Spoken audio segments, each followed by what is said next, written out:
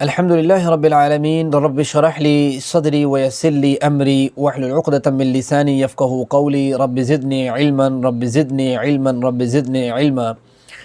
اللہ تعالیٰ کی توفیق سے سیشن نمبر 6 کا آج جو ہم نے سیکنڈ صورت تھی صورت تحریم، اس کا ہمارا تھرڈ لیکچر ہے اور یہ اس صورت کا بلکہ اس سیشن کا لاسٹ لیکچر ہے۔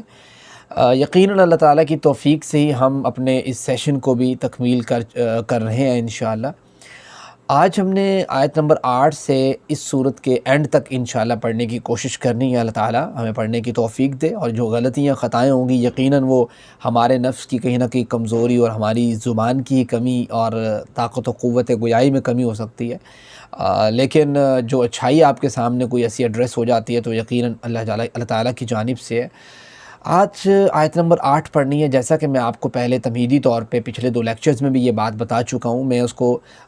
ریوائز اس لیے کر دیتا ہوں، سمرائز اس لیے کر دیتا ہوں کہ آپ کو سمجھ آ جائے کہ ہم نے پیچھے بات کیا کی ہے۔ دیکھیں، اس سے پہلے آپ کو پتہ ہے میں نے یہ بات آپ کو بتائی ہے کہ اس صورت کے اندر جو ڈسکشن ہے وہ اس بات کی ہے کہ نبی کریم صلی اللہ علیہ وسلم کی سٹارٹنگ میں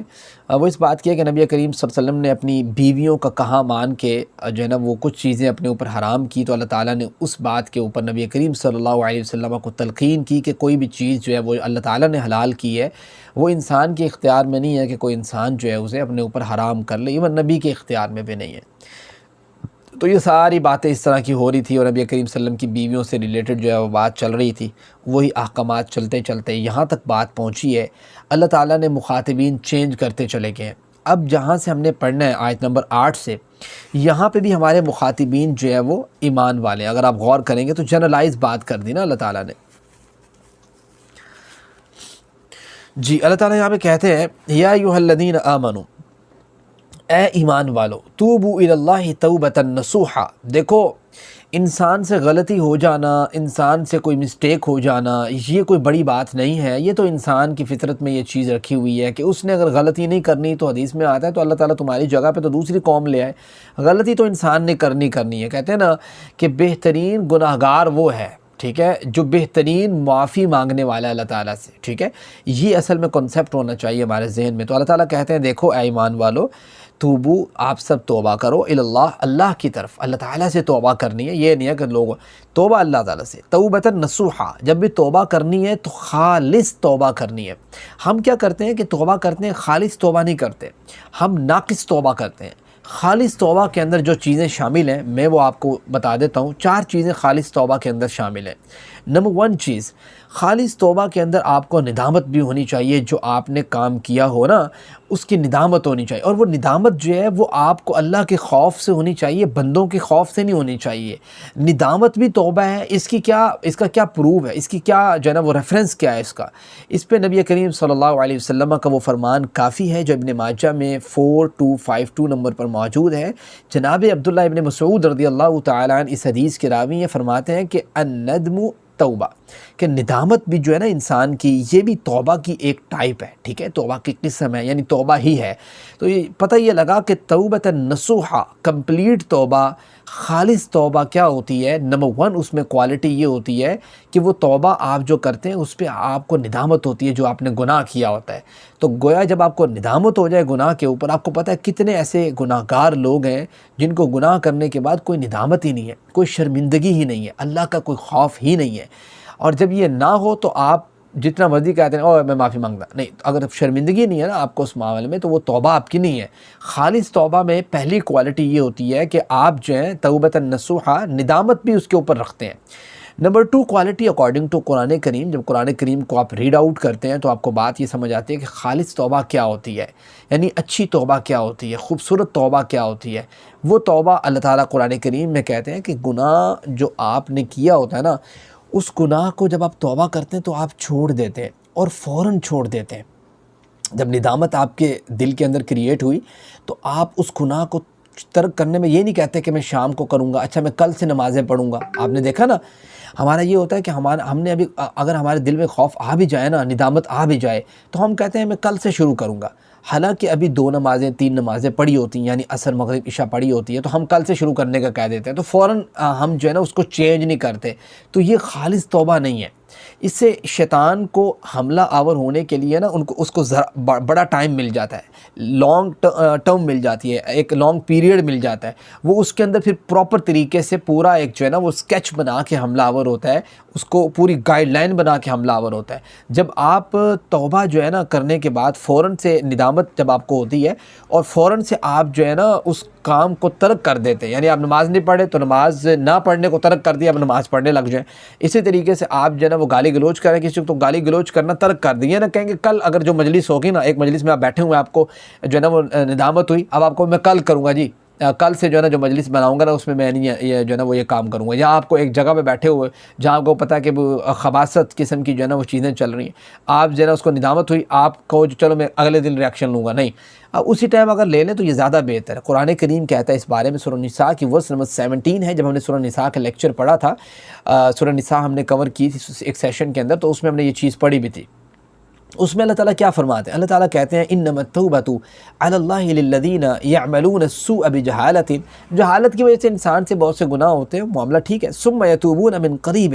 پھر جب انسان توبہ کرے نا پھر وہ قریب کرے، فوراً کرے، ٹھیک ہے، یعنی یہ نہیں ہے کہ وہ کہے میں کل پرسوں ترسوں، ٹھیک ہے، اگلے سال پچھلے سال، اس طرح کی باتیں نہ کرے، یا کہے کہ چلو کل سے نماز شروع کروں گا، شام سے شروع کروں گا، پرسوں سے شروع کروں گا، بس میں نا دوبارہ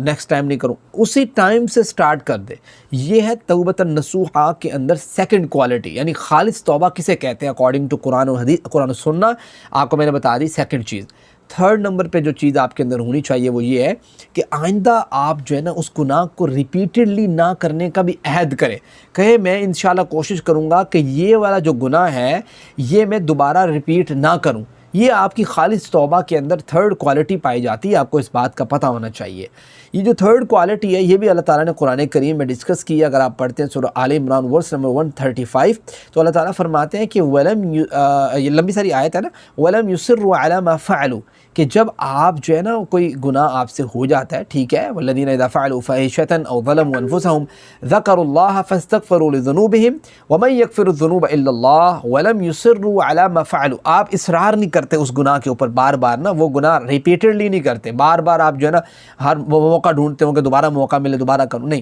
آپ خالص توبہ کے بعد کوشش کرتے ہیں کہ یہ گناہ میرا ریپیٹ بھی نہ ہو، ٹھیک ہے۔ دیکھو گناہ ریپیٹ ہو جانا، میں یہ نہیں کہتا کہ ریپیٹ ہو گیا تو اب آپ نے توبہ نہیں کرنی، نہیں، ریپیٹ ہو بھی جاتا ہے، ایسا نہیں ہے، لیکن آپ نے جب توبہ کرنی ہے تو اس وقت فل عہد کرنا ہے، پختہ عہد کرنا ہے، کوشش کرنی ہے کہ میں نے آئندہ بعد جو ہے نا یہ جرم نہیں کرنا،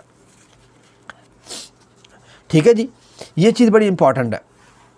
اس کے بعد فورتھ نمبر پہ جو چیز آتی ہے وہ یہ ہے کہ اگر آپ کے اس گناہ کا تعلق کسی بندے کے ساتھ ہے، حقوق العباد والا ہے، ٹھیک ہے، تو آپ اس بندے کا جس حد تک ممکن ہو اس کا معاملہ کریں۔ مثال کے طور پہ اس میں ایک پرومیننٹ ایگزامپل اس لیے دینا چاہوں گا کہ جو میں معاشرے کے اندر غلطی دیکھتا ہوں، غلطی یہ ہے کہ اگر آپ دیکھتے ہیں کہ میرے ابا جان نے جائیداد کو غلط تقسیم کیا اور مجھے زیادہ حصہ مل گیا، میری بہنوں کو حصہ نہیں ملا، اور آپ کو پتہ بھی ہے کہ یہ حقوق العباد میں آتا ہے، ٹھیک ہے، آپ کو پتہ ہے نا اس بات کا کہ آپ کی بہنوں کا حصہ آپ کے پاس ہے، اگر آپ جو ہے یہ کام نہیں کرتے کہ اس حصے میں سے جو بہن کا حصہ بنتا تھا وہ نہیں نکالتے، تو یہ آپ نے توبہ، آپ کی توبہ کیسے ہوگی؟ آپ کی توبہ، آپ بے شک گناہ کی اللہ تعالیٰ سے معافی مانگ لیں، اللہ تعالیٰ میں معافی مانگتا ہوں، نہیں ہوگی آپ کی توبہ قبول۔ پرابلم یہ ہے کہ آپ جب تک جو بندوں کا حقوق ہے نا وہ ادا نہیں کر دیں گے نا تب تک پرابلم رہے گا،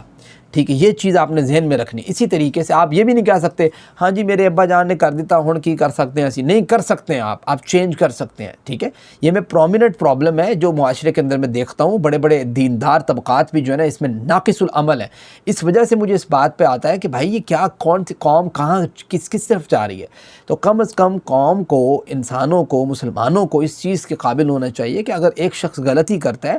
دوسرا شخص اس کی تصحیح کرنے کی طاقت و قوت رکھتا ہے، وہ سمجھتا ہے کہ یار غلطی ہوئی ہے، مسٹیک ہوئی ہے ابا جی سے یا کسی سے پرابلم ہوا ہے، تو وہ اس مسٹیک کو حل کرے، نہ کہ اس مسٹیک پہ اصرار کرے۔ میں نے آپ کو کہا تھا نا قرآن کریم کیا کہتا ہے، توبۃ النصوحہ کیا ہے، وَلَمْ يُصِرُّوا عَلَى مَا فَعَلُوا، وہ اصرار نہ کرے اس کے اوپر، بیٹھ نہ جائے پختہ ہو کہ نہیں جی میں بس انہوں نے کیتا میں تھوڑا کیتا، میرا تو گناہ نہیں، آپ کے اوپر بھی ہوگا، آپ کے پاس طاقت تھی صحیح کرنے کی، اس کو درست کرنے کی، آپ نے نہیں کیا تو سر آپ پکڑے جائیں گے۔ یہ one of the most important چیز ہے جو میں نے ایگزامپل کے طور پہ جو مسئلہ آپ کے سامنے رکھ دیا یہاں پہ. تو جو اگر آپ نے جو غلطی کی ہے اس کا تعلق حقوق العباد کے ساتھ ہے, یا آپ کے آس پاس میں کوئی ایسی جو ہے نا کسی کا حق کھایا گیا اور آپ طاقت رکھتے ہیں, آپ نہیں اس کے حق کو دلواتے یا دیتے نہیں ہیں, تو ظاہری بات ہے آپ کے اوپر بھی کچھ نہ کچھ اس کا جو ہے نا وہ پرابلم آپ کے اوپر بھی آئے گا. یہ چیز آپ نے ذہن میں رکھنی ہے.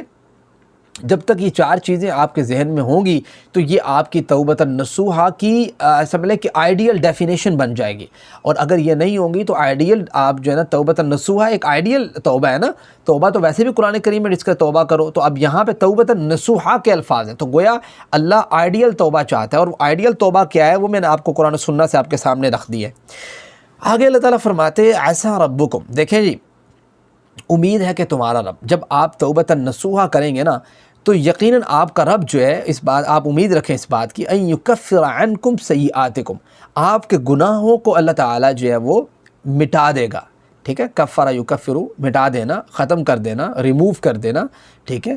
تو دور کر دینا کہہ رہے اس کو. ویدخلکم, اور وہ داخل کر دے گا تمہیں جنات تجری من تحتها الانہار, ایسے باغات میں جس کے نیچے سے نہریں بہتی ہیں. اور یہ ایک گویا جنت کا ایک نقشہ کھینچا گیا ہے انسان کے عقل کے اکارڈنگ, نہ کہ ایگزیکٹلی اسی طرح جیسے ہم سوچ رہے ہیں, اپنے ذہن میں تخیل نہیں کر سکتے کہ اس کے نیچے سے نہریں بہہ رہی ہیں تو کیسی ہوں گی. ٹھیک ہے, جیسے ہم تو سوچیں گے اسے دنیا کی جو ہم نے سینری کی ہوئی ہے, دنیا کو جو ہم نے دیکھا ہوا ہے اس کے اکارڈنگ ہم سوچیں گے. جب بھی ہم اس کے اکارڈنگ سوچتے ہیں تو ظاہری بات ہے ہمارا مائنڈ جو ہے وہ صرف جس چیز کو دیکھا ہوا ہے اس کا ہی اندازہ لگا سکتا ہے نا. جنت کو ہم نے دیکھا نہیں ہوا, اس وجہ سے ہم اس کا کوئی اندازہ بھی نہیں لگا سکتے. جنات تجری من تحتها الانہار, باغات ہیں اس کے نیچے سے نہریں بہتی ہیں. یوم لا یخزی اللہ النبی, یہ بات ذہن میں رکھیں کہ قیامت کے دن جو ہے نا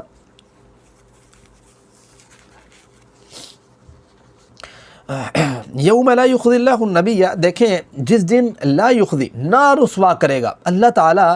قیامت والے دن نہیں رسوا کرے گا النبی, انبیاء کو اللہ رسوا نہیں کرے گا. ان کا کام ہی, ان کا کردار, ان کے افعال, ان کے اعمال ایسے ہیں کہ اللہ کبھی ان کو رسوا نہیں کرے گا. والذین آمنوا معہ, اور جو انبیاء پر سے ایمانوں پہ جو ہے وہ ایمان لے کے آئے ہوں گے نا, اللہ ان کو بھی رسوا نہیں کرے گا. اور ایون اللہ تعالیٰ کیا کرے گا, یہ جو اللہ تعالیٰ کے پرومیننٹ پرسنز ہوں گے, نورہم یسعی بین ایدیہم و بایمانہم, نور جو ہے نا وہ ان کے پیچھے پیچھے دوڑتا ہوگا, ان کے آگے پیچھے, ان کے دائیں بائیں کیا ہوگا, روشنی ہوگی. آپ کو پتہ ہے قیامت کا جب ہم منظر دیکھتے ہیں تو ہمیں یہ بات سمجھ آتی ہے کہ قیامت والے جب پل صراط جو ہے اس کو جب ہم نے کراس کرنا ہے تو وہاں پہ انسان کو روشنی کی ضرورت ہونی ہے. ٹھیک ہے, اور جب جس کے پاس روشنی نہیں ہوگی تو وہ چاہت رکھتا ہوگا کہ کاش مجھے تھوڑی بہت روشنی مل جائے. آپ کو میں نے حدیث بھی ایک سنائی تھی کہ جس میں یہ ہے کہ کسی کی روشنی جو ہے وہ بہت زیادہ ہوگی, کسی کی تھوڑی کم ہوگی, کسی کی اور کم ہوگی, کسی کی اور کم ہوگی. روشنی کا نا اکارڈنگ ٹو انسان کے اعمال جو ہے نا وہ چینج ہوتا رہتا ہے, سینیریو ایسے گراف چینج ہوتا رہتا ہے. تو اللہ تعالیٰ نے قیامت کے دن جو ہے نا وہ روشنی پرووائڈ کرنی ہے ان لوگوں کو جب انسان کو روشنی کی ضرورت ہوگی. یقولون, وہ کہیں گے, کون کہیں گے, جو مومن بندے ہوں گے نا وہ کہیں گے.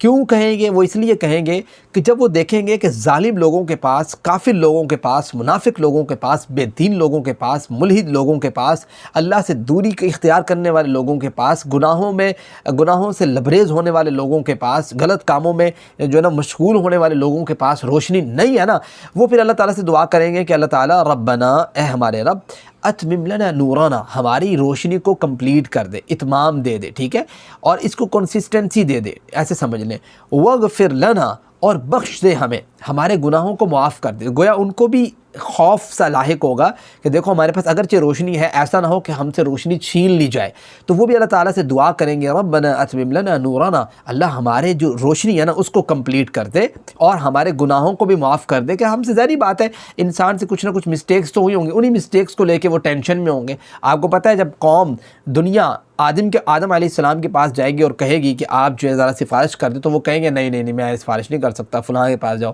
وہ کہیں گے میں تو وہ جنت کا پھل کھا لیا تھا. اور جناب نوح کے پاس جائیں گے, وہ کہیں گے میں نے اپنے بیٹے کے لیے دعا مانگ لی تھی. وہ اس طریقے سے وہ اپنے حدیث مبارکہ سنی ہوئی ہے. تو گویا وہ ہر شخص جو ہے نا وہ اپنی کسی نہ کسی چیز کو ذہن میں رکھ کے سوچ رہا ہوگا کہ بھائی پکڑ ہوگی تو خیر نہیں ہے. تو یہ اس لیے دعا کریں گے کہ وغفر لنا, ہمارے گناہوں کو بھی معاف کر دے. انک علی کل شیء قدیر, اے اللہ تعالیٰ تیرے لیے کیا مشکل ہے, تو ہر چیز پہ قادر ہے. اگر تو ہمیں روشنی دینے پہ قادر ہے تو ہمارے سے روشنی لے کے جانے پر بھی قادر ہے, اور اسی طریقے سے کسی سے انہیں روشنی کھینچ لی ہے تو اس بات پر بھی قادر قادر ہے، اور ہمیں روشنی دے کے لے جانا اور ہمارے گناہوں کو پھر معاف نہ کرنا اس پہ بھی قادر ہے۔ اللہ ہمیں روشنی دی ہے تو اس کو کنسسٹنسی بھی دے اور مستقل بھی دے، استقلال بھی دے، یعنی مسلسل اس کے اندر تسلسل رہے، اور ہمارے گناہوں کو بھی معاف کر دے، تو اللہ تعالیٰ کیا بات ہے، تو وہ تو ہر چیز پہ قادر ہے نا۔ یہ چیزیں یہاں پہ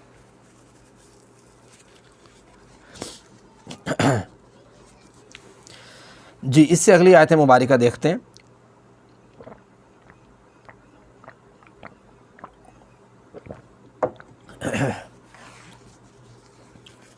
سوری فار انٹرپٹنگ۔ اس سے اگلی آیت مبارکہ ورس نمبر 9 ہے۔ اللہ تعالیٰ کیا فرماتے ہیں، یا ایھا النبی،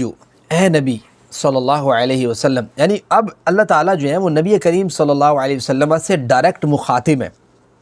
مخاطب چینج ہوتے جا رہے ہیں، آپ غور کر رہے ہیں ان باتوں پہ کہ مخاطب جو ہے کیا ہوتے جا رہے ہیں، چینج ہوتے جا رہے ہیں۔ یا ایھا النبی، اے نبی کریم صلی اللہ علیہ وسلم، جاہد الکفار، آپ جو ہے وہ کفار سے مجاہدہ کریں، کفار سے جہاد کریں، کفار سے لڑائی کریں، انہوں نے جو فتنہ فساد کریٹ کیا ہوا ہے اس سے لڑائی کریں، انہوں نے جو غلط نظام کریٹ کیے ہوئے ہیں ان سے لڑائی کریں، ٹھیک ہے، ان نظاموں سے لڑیں اور ان نظاموں کو چینج کریں۔ یہ نظام جو ہے وہ دنیا کو غربت کی طرف لے کے جائے گا، یہ نظام جو ہے وہ غریبوں کو اور غربت دے گا اور امیروں کو اور امارت دے گا، یہ نظام جو ہے یہ ظلم ڈھائے گا، آپ نظام کو بھی چینج کریں۔ والمنافقین، اور منافقوں کے ساتھ بھی آپ مجاہدہ کریں۔ وغلظ علیہم، اور ان سے تھوڑی سختی کے ساتھ پیش آئیں، ان کے ساتھ اتنی جو ہے نا وہ ٹھنڈ مزاجی سے گفتگو کرنے کی ضرورت نہیں ہے، جس طریقے کے یہ لوگ ہیں اور یہ جس طرح کے کام کرتے ہیں، جس طرح کی دوگلا پالیسیاں اختیار کرتے ہیں، جس طریقے سے مسلمانوں کے خلاف ہیں، جس طریقے سے ان کے اندر کینہ بھرا ہوا ہے، جس طریقے سے یہ مسلمانوں کو ختم کرنے کی چالیں چلتے ہیں۔ ومأواہم جہنم، دنیا میں جو انہوں نے رسوا ہونا ہے وہ تو ہونا ہے، ان کا ٹھکانہ آخرت میں بھی جہنم ہے۔ وبئس المصیر، اور وہ بہت بری لوٹنے کی جگہ ہے۔ جس کو میں اور آپ برا کہیں، ظاہری بات ہے ہم اپنی سوچ مائنڈ کے مطابق کہیں گے، اپنی عقل کے مطابق کہیں گے، جس کو مالک برا کہے نا تو بس سمجھو ادھر کھ ہی نہیں رہنا، یہ بات ہے اصل میں۔ اگلی آیت مبارکہ دیکھیے گا ذرا، ورس نمبر 10 ہے۔ اللہ تعالیٰ کیا فرماتے ہیں، اس آیت میں اللہ تعالیٰ نے نا اگزامپل دی ہوئی ہے، اس مثال پہ ذرا غور کریں۔ اللہ تعالیٰ نے مثال دی ہے جناب نوح علیہ السلام اور جناب لوط علیہ السلام کی بیویوں کی، ان کی وائفز کی۔ ضرب اللہ مثلا، اللہ تعالیٰ کہتے ہیں دیکھو، اللہ تعالیٰ تمہارے سامنے مثال کو بیان کرتا ہے۔ مثال اب کیوں بیان کی جا رہی ہے؟ وہ اس لیے بیان کی جا رہی ہے کہ کوئی بھی شخص جو ہے وہ یہ نہ سمجھے، دیکھیں دین کے اعتبار سے نا مرد و عورت میں اسلام نے کوئی فرق نہیں رکھا۔ مرد بھی اپنے دینی معاملات، اپنی نیکی، اپنے معاملات کی وجہ سے جنت میں جائے گا، عورت بھی اپنی نیکی اور معاملات کی وجہ سے جنت میں جائے گی۔ نہ تو کوئی عورت جو ہے نا وہ اپنے خامند کی وجہ سے جنت میں جائے گی کہ وہ اس کا خامند جو ہے نا وہ چونکہ اس نے نیک اعمال کیے ہیں، عورت نے نہیں کیا تو وہ جنت میں چلے جائے گی اس کی بیوی، ایسا نہیں ہوگا۔ اور نہ ہی مرد جو ہے نا وہ اپنی بیوی کی نیک جو ہے نا وہ معاملات کی وجہ سے یا اس کی نیکی کی وجہ سے جنت میں چلا جائے گا، ایسا نہیں ہوگا۔ یہ جو دو ایگزامپلز آگے کوٹ ہو رہی ہیں نا، یہ اسی بات کو جو ہے نا وہ ایسے مجھے مترشح کر رہی ہیں، اس کی شرح کر رہی ہیں، اس کو بیان کر رہی ہیں، ٹھیک ہے، مبین کر رہی ہیں، اس کو واضح کر رہی ہیں کہ بھائی دین کے معاملات میں مرد و عورت جو ہیں وہ اپنا اپنا مقام رکھتے ہیں، جس طریقے سے وہ اعمال کریں گے دنیا کے اندر اسی طریقے سے ان کو آخرت میں جزا ملے گی۔ تو یہ چیز ہے ضرب اللہ مثلا، اللہ تعالیٰ کہتے ہیں دیکھو آپ کے سامنے مثال بیان کرتے ہیں اللہ تعالیٰ للذین، ان لوگوں کی جنہوں نے کفر کیا۔ اچھا وہ کون تھی؟ امرأۃ نوح، نوح علیہ السلام کی بیوی، وامرأۃ لوط، اور لوط علیہ السلام کی بیوی۔ چونکہ قرآن و سنت میں ان کے نام ڈسکس نہیں ہے تو ان کے ناموں کو ایسے سرچ آؤٹ کرنا، بھاگ دوڑ کرنا ہمیں ضرورت بھی نہیں ہے۔ ہمیں اس سے جو سبق مل رہا ہے وہ ہمارا سبق کمپلیٹ ہے، ہم نے جو سیکھنا ہے نا اس سے، جو اللہ تعالیٰ نے ہمارے لیے جو مقصد سے یہ قصہ ایڈریس کیا ہے وہ آپ دیکھ لیں، وہ مقصد آپ کا کمپلیٹ ہو جائے گا جب آپ پڑھیں گے۔ اللہ تعالیٰ کہتے ہیں کانتا تحتینی، آپ غور کریں کہ یہ دونوں عورتیں جو تھیں نا، کانتا، دونوں عورتیں، تحت عبدین من عبادنا صالحین، ہمارے نیک دو بندوں کے انڈر تھی، ٹھیک ہے، ہمارے دونوں نیک بندے تھے نا، نوح علیہ السلام اور لوط علیہ السلام دونوں نیک تھے نا، ان کے انڈر تھی یہ دونوں، فخانتاہما، دونوں نے خیانت کی۔ اب خیانت ان کی کوئی ایسا نہیں تھا کہ وہ غلط معاملے میں خیانت کرنا وہ نہیں ہے، ٹھیک ہے، اس میں خیانت سے مراد یہ ہے کہ دین کے معاملے میں انہوں نے ان کا ساتھ نہیں دیا۔ فلم یغنیا، تو اللہ تعالیٰ کہتے ہیں فلم یغنیا، تو نہ وہ دونوں کام آ سکے، یعنی جناب لوط اور جناب نوح دونوں وہ کام نہیں آ سکے، عنہما، ان دونوں کے، وہ ان دونوں یعنی وہ دونوں عورتیں جو ہیں ان کے یہ دونوں یعنی جناب نوح اور لوط کام نہیں آ سکے، من اللہ، اللہ سے شیئن، کچھ بھی۔ یار دیکھو قرآن کریم کتنا واضح ہے کتنی صاف بات کرتا ہے کہ بھائی عمل تسی آپ اپنے آپ کرنے ہیں، محنت آپ نے خود کرنی ہے. آپ نے نہیں بیٹھے رہنا کہ میری بیوی اچھی ہے، ٹھیک ہے، وہ نیک ہے، یا آپ نے بیٹھے رہنا ہے بیوی نے کہ میرا جو ہے نا وہ بیٹا بہت نیک ہے، یا میرا خامد بہت نیک ہے، تو میں جو ہے نا کچھ بھی نہ کروں، ٹھیک ہے، میں کوئی نیکی کا جذبہ ہی نہ ہو میرے اندر، تو میں نے پتہ نہیں کامیاب ہو جانا. ایسا کچھ نہیں ہونا. دونوں کو پیرالل میں محنت کرنی پڑے گی دین کے معاملے میں، اپنے اپنے اعمال کو درست کرنا پڑے گا. اپنے اپنے اعمال کو آپ نے دیکھنا ہے کہ پھر اللہ تعالیٰ نے اس کے اکارڈنگ آپ کا فیصلہ بھی کرنا ہے، اپنی رحمت بھی دینی ہے. اللہ تعالیٰ کہتے ہیں کہ دیکھو یہ مثال آپ نے ذہن میں رکھنی ہے کہ یہ دو میرے جو نیک بندے تھے نا، نوح اور لوط، ان دونوں کی وائفز جو تھی، آپ دیکھ لیں یہ دونوں عورتیں جو تھی، یہ کانتا تحت عبدین من عبادنا صالحین، میرے نیک بندوں کے انڈر تھی. ٹھیک ہے، انہوں نے دین کے معاملے میں خیانت کی، کوئی کام نہیں آئے میرے یہ دو نیک بندے ان دونوں کے معاملے میں. یہ وہی بات ہے جو نبی کریم صلی اللہ علیہ وسلم نے سمجھائی تھی نا اور بتلائی تھی، اور مسلم میں وہ روایت موجود ہے 204 نمبر پہ کہ اللہ کے رسول صلی اللہ علیہ وسلم نے نا جناب فاطمہ سے کہا، اپنی بیٹی سے، ٹھیک ہے، جنت کی سردار سے. اور یہ کس لیے کہا ہوگا آپ سوچیں، ہمیں سمجھانے کے لیے کہ تسی کسی اور کام میں نہ رہی ہو کہ تانوں آ کے کوئی بندہ ایک گل کہہ دے کہ بھائی تسی ٹینشن نہ لو. اور جس طریقے سے ابھی میں نے ایک چھوٹی سی شارٹ کلپ بھی اپلوڈ کیا، اس میں میں نے ٹائٹل بھی یہی لگایا کہ ٹینشن لینے کی ضرورت نہیں ہے، ٹھیک ہے، تو میں تمہیں جنت میں لے کے جاؤں گا. ایسا کچھ نہیں ہونا بھائی، ٹینشن لینے کی ضرورت ہے. ہر بندے نے اپنی اپنی جو ہے وہ کوشش کرنی ہے. تو بعض لوگ کہہ دیتے ہیں کہ کوئی مسئلہ نہیں ہے. آپ دیکھیں کتنے معاشرے میں ایسے لوگ ہیں، وہ کہتے ہیں جی میرے 2 بیٹے حافظ ہیں، مجھے کیا ٹینشن کی ضرورت ہے. بعض سمجھتے ہیں کہ میرا ایک بیٹا شہید ہے کہ مجھے ٹینشن کی کیا ضرورت ہے، میں تو جو مرضی کری جاؤں دنیا کے اندر. نہیں، اپنی انرجی انپٹ پوری لگانی ہے آپ نے، ٹھیک ہے. آپ نے کسی کام پہ بیٹھے نہیں رہنا، آپ نے پوری انرجی لگا، اور نہ آپ نے یہ سوچنا ہے کہ پتہ نہیں میں 4 بوریاں 4 جو ہے نا وہ یہ کام کر کے فلاں بندے کو میں کھانا کھلا کے، یا فلاں میں دربار میں جو ہے نا وہ دیگ اتار کے، اور فلاں جگہ پہ بکرے میں جو ہے نا وہ دے کے میں پتہ نہیں چھوٹ جاؤں گی قیامت کے دن. اللہ کہتے ہیں کہ بھائی نوح اور لوط علیہ السلام نبی ہیں، نبی کے بارے میں دونوں انبیاء ہیں، دونوں کے بارے میں اللہ کہتے ہیں فلم یغنیا عنہما من اللہ شیئا، یہ دونوں جو ہے کوئی کام نہیں آئے ان دونوں کے معاملے میں. او بھائی میں اور آپ ہیں کیا، ٹھیک ہے. اور آج کے بزرگ اور آج کے بابے اور آج کے شجر اور درخت اور جو ہے نا وہ بت اور شت، یہ کیا کر لیں گے بھائی، یہ کچھ نہیں کر سکیں گے آپ کے. پرابلم وہی ہے. قرآن بڑا صاف اور واضح تو ہی سمجھاتا ہے، ہم نہیں سمجھنا چاہیں تو پھر جو مرضی کرتے رہے بھائی. اب یہ قرآن یہ کہتا ہے کہ بھائی نبی جو ہے ان کے معاملے میں کام نہیں آ سکتے، انسان کو اپنی انپٹ پوری لگانی. جناب فاطمہ سے اللہ کے وسلم نے یہ بات کہی تھی کہ یا فاطمہ، اے فاطمہ، فاطمہ بنت محمد، ٹھیک ہے، اے فاطمہ انقذی نفسک من النار. دیکھو اپنے نفس کو نا آگ سے خود بچانا ہے آپ نے. یہ نہیں کہنا کہ پتہ نہیں میں محمد کی بیٹی ہوں صلی اللہ علیہ وسلم اور اللہ کے رسول مجھے بچا لیں گے، ایسا کچھ نہیں ہوگا. دیکھو اللہ کے وسلم نے بڑی واضح بات کی ہے، پتہ کیا ہے، فَإِنِّي لَا أَمْلِكُ لَكِ مِنَ اللَّهِ شَيْئًا. دیکھو اللہ کے معاملے میں تمہارے کوئی کام نہیں آ سکوں گا. اگر اللہ نے ایک چیز کا فیصلہ کر لیا نا کہ بھائی اس نے وہاں جانا ہے، جنت یا جہنم، اور کوئی دوسرا بندہ کہے نہیں نہیں نہیں نہیں اس کو اللہ تعالیٰ آپ یہاں بھیجو میرا فیصلہ ہے، تو اللہ پابند ہے کسی کے فیصلے کا. یہ اللہ تعالیٰ اللہ کے رسول کانسیپٹ سمجھانا چاہتے ہیں، اور یہی اللہ تعالیٰ کانسیپٹ سمجھاتا ہے قرآن کریم میں کہ بھائی اگر اللہ نے ایک چیز کا فیصلہ کر لیا کہ فلاں بندے کو میں نے جہنم میں بھیجنا ہے، پوری دنیا مل جائے، جن و انس مل جائے اور کہیں کہ نہیں نہیں نہیں نہیں نہیں، اور بڑے بڑے نیک بندے بے شک مل جائیں اور کہیں نہیں اللہ تعالیٰ دیکھو آپ کو مجھ سے پیار ہے نا، اللہ تعالیٰ کہ ہاں ہے، تو بندہ کہ مجھے میرے پیار کا واسطہ جی. ایسا کوئی واسطہ آپ دنیا میں ہی دے سکتے ہیں. اللہ کو کوئی ایسے واسطوں کی ضرورت نہیں ہے، اور اللہ کسی ذات کا ایسے پابند نہیں ہے. تو جب ہم کسی دوسرے بندے کو اس معاملے میں کوئی بھی قصہ اور کہانی کروا دیتے ہیں نا، تو پھر دوسرا بندہ بالکل ایزی ہو کے بیٹھ جاتا ہے اور کہتا ہے مینوں کادی ٹینشن ہے بھائی، ہے مجھے کیا ٹینشن ہے، میں نے تو جنت ایویں لب جانی ہے. ایسے نہیں ملنی، آپ نے اپنی انپٹ پوری لگانی. یہ چیز ہے یہاں پہ. جی آگے چلتے ہیں.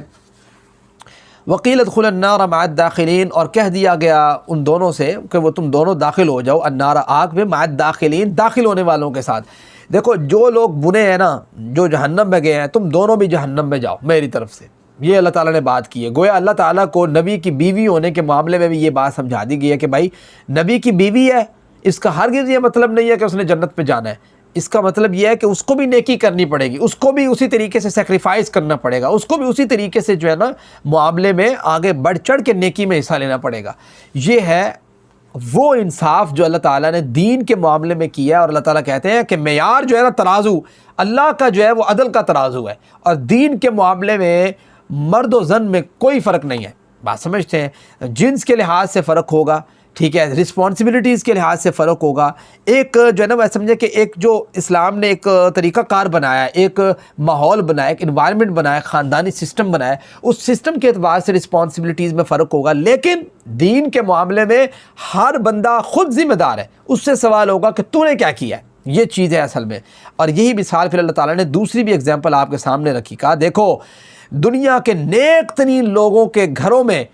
بدترین عورتیں جنہوں نے جہنم میں جانا ہے، یہ مثال ہے آپ کے سامنے. اور دنیا کے بدترین شخص کے گھر کے اندر بہترین عورت، ٹھیک ہے، اس نے جنت میں جانا ہے. گویا معیار اس بات پہ نہیں ہے کہ آپ کا خاوند کون ہے، اور معیار اس بات پہ بھی نہیں ہے کہ آپ کی بیوی کون ہے. معیار یہ ہے کہ آپ کون ہے. یہ معیار ہے اللہ تعالیٰ کا. یہ دیکھیں وَضَرَبَ اللَّهُ مَثَلًا لِلَّذِينَ، اللہ تعالیٰ کہتے ہیں ان کے سامنے ذرا مثال بیان کیجئے نا دوسری اس عورت کی، ان لوگوں کی جو ایمان لے کے آئے. اگر وہ ایمان لے کے آنے والا امرأۃ فرعون، وہ فرعون کی بیوی کیوں نہ ہو.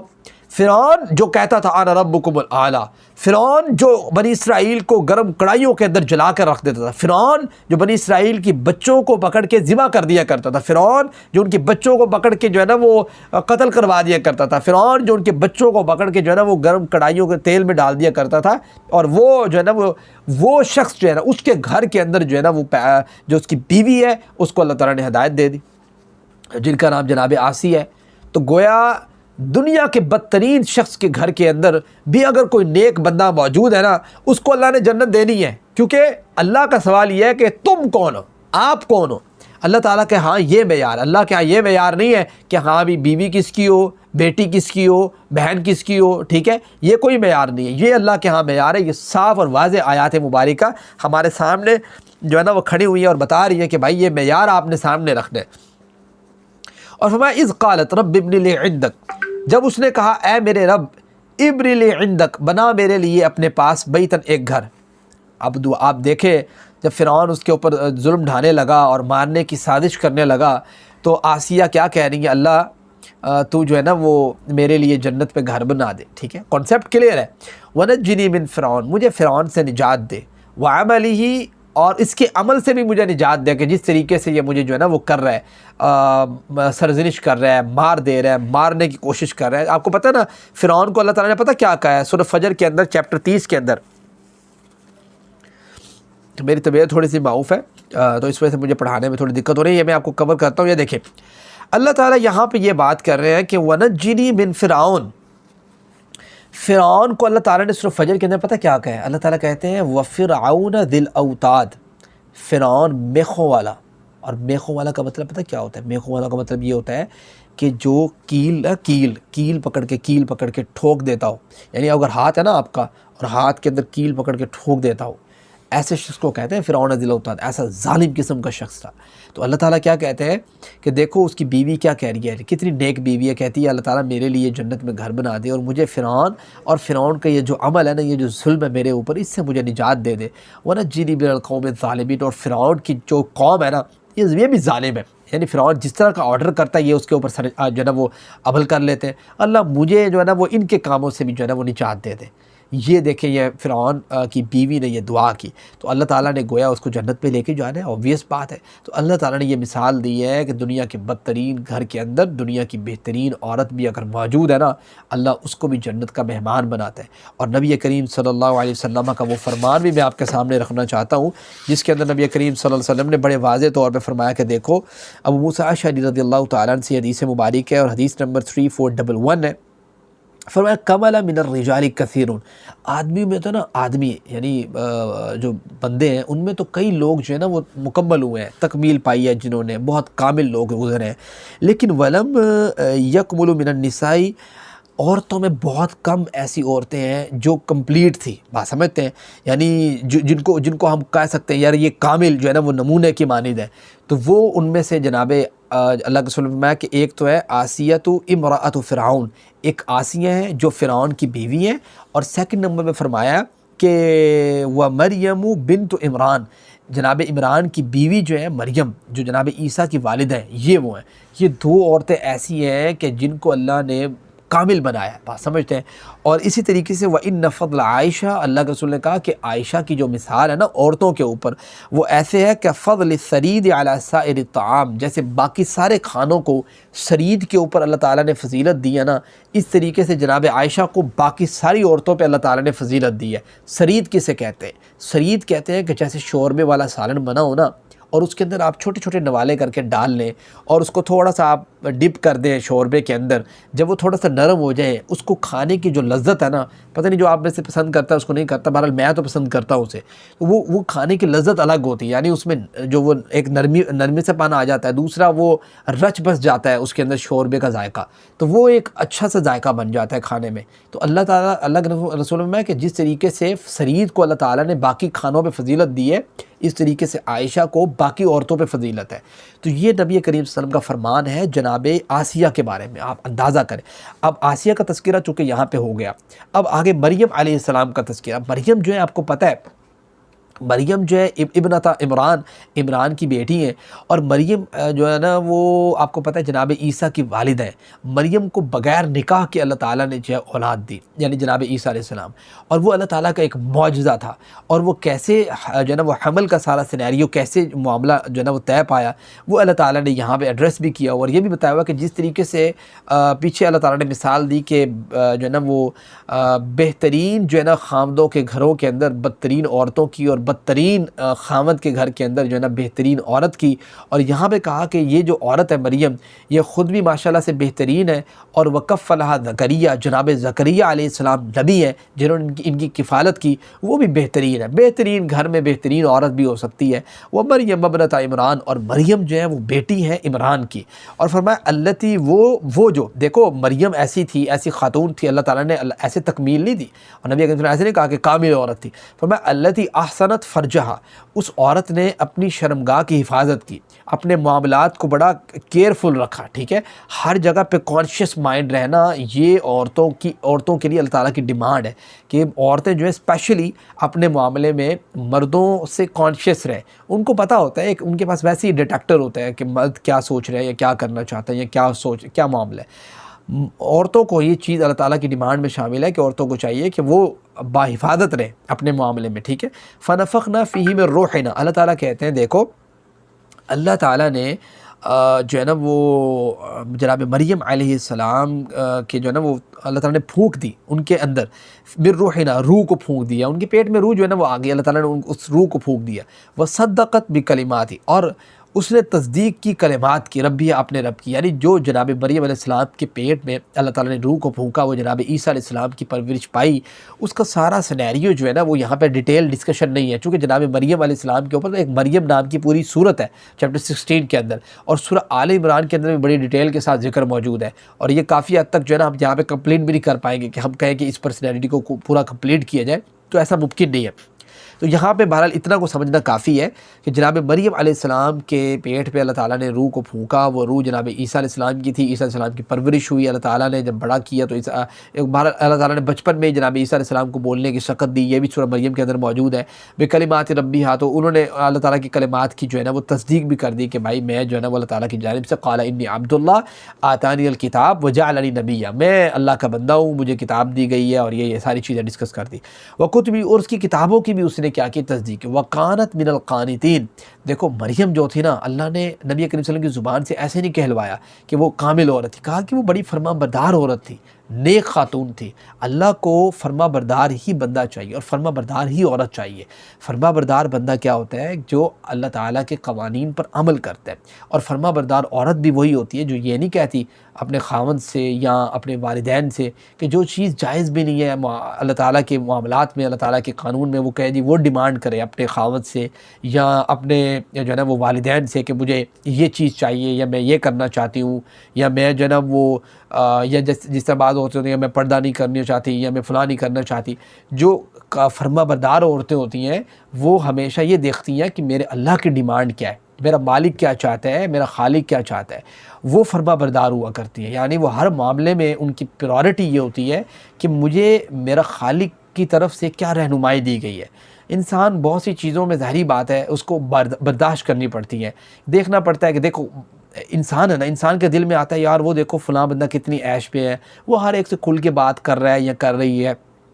ٹھیک ہے، وہ فلاں ایسے ہے فلاں ایسے ہے، یہ شیطان اس کو ڈالتا ہے ذہن میں، اور جب انسان اس چیز کو اپنے مائنڈ سے نکالتا جائے، ریموو کرتا جائے شیطان کے وسوسات کو، اعوذ باللہ من الشیطان الرجیم پڑھ کے ذہن سے نکالتا جائے اور ایمان کو قرآن کریم سے مضبوط کرتا چلا جائے نا، تو آٹومیٹکلی اس کا ایمان اتنا ہو جاتا ہے، وہ کہتا ہے کوئی پرابلم نہیں ہے، اور اس کو اپنی اچھائی کے معاملے میں وہ کانفیڈنٹل ہوتا ہے، اور وہ کسی دوسرے کی برائی کو دیکھ کے یہ نہیں کہتا کہ یار میرے اندر یہ برائی کیوں نہیں ہے، میں یہ کیوں نہیں کر سکتا، وہ اس کو اڈاپٹ نہیں کرتا، کہتے ہیں نا صبغۃ اللہ، اللہ کا رنگ اپناؤ، ومن احسن من اللہ صبغہ، اللہ کے رنگ سے بہترین رنگ کون سا ہو سکتا ہے؟ دیکھو آپ کے پاس جو رنگ ہے نا، اگر آپ نیکی کے اوپر ہے، اچھے کام کے اوپر ہے، تو آپ کے پاس اللہ کا رنگ ہے، تو آپ کو چاہیے کہ آپ کے پاس جو رنگ ہے نا، آپ اس کو اتنا ڈومیننٹ کریں لوگوں کے لیے اور اس میں اتنا انجوائے کریں، ٹھیک ہے، کہ لوگ کہیں یار حیران ہو جائیں یار واقعی، تو وہ جو ہے نا اس کو اڈاپٹ کرنے کی کوشش کریں، لوگ اس کی طرف اٹریکٹ ہوں، نہ کہ آپ کسی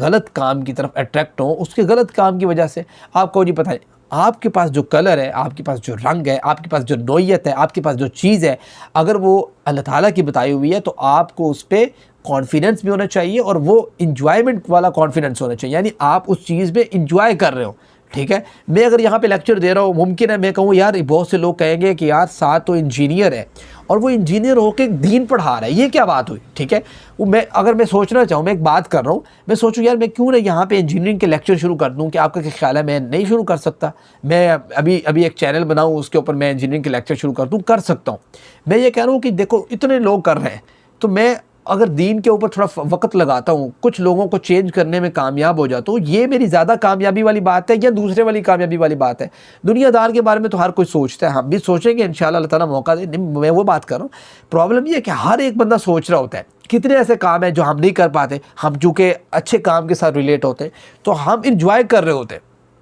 ہمیں کیا ضرورت ہے کہ کسی دوسرے کی غلط چیز کو دیکھ کے افیکٹ ہو جانا کہ یار فلاں بندہ کیا کر رہا ہے؟ نہیں، ہمیں کانفیڈنٹ ہونا ہے اس کام کے اوپر جو کام درست ہے، اور پھر اس کو انجوائے کے اندر لے کے آنا ہے، یعنی جیسے بندہ کہتا ہے کھلکھلاتا ہے کہ ہائے کیا مزے کی بات ہے کہ اللہ نے ہم سے یہ کروایا، وہ تھوڑے کو نہیں کروایا تو انہوں شرم آنی چاہیے، یہ چیز ہے۔ یہ جب آپ کے اندر آئے گی نا، یقین مانے